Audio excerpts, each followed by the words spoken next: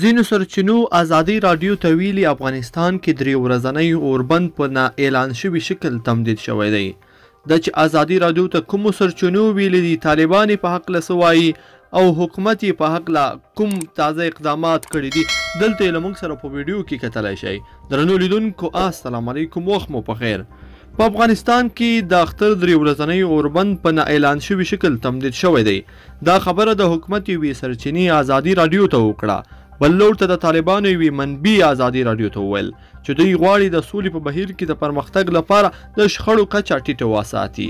د افغانستان د امنیتي ادارو یوې معتبرې سرچینې ازادي راډیو ته وویل له طالبانو سره د اختر درې ورځنی اوربند په نا اعلان شوي شکل ادامه لري او حکومت هم د اوربند غځېدل غواړي.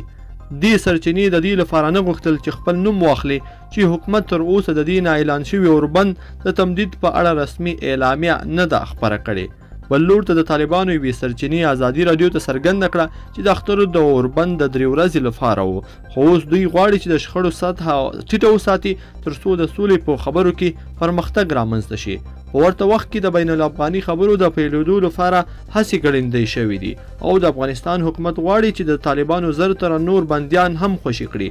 په دې اړه د افغانستان د ملي امنیت شورا د سولې او ملکیانو د خوندیتوب د برخې رئیس انتظار خادم تیره شپه ازادي راډیو ته وویل طالبانو 245 زندانیان مو تر اوسه خوشي کړي، موږ 2000 آزاد کړي دي.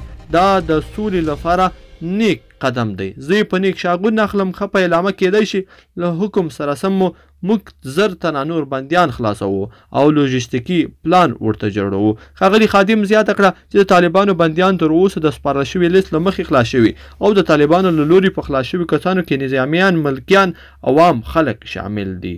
درنو لیدونکو په دې هیله چې دغه ویډیو به مو راسره تر پایه پورې کتلی وي. که مو ویډیو خوښه شوې ویډیو لایک کړئ او زموږ د یوټیوب چینل هم سبسکرایب کړئ. تر بلې ویډیو پورې د لوی الله په امان، ښه وخت.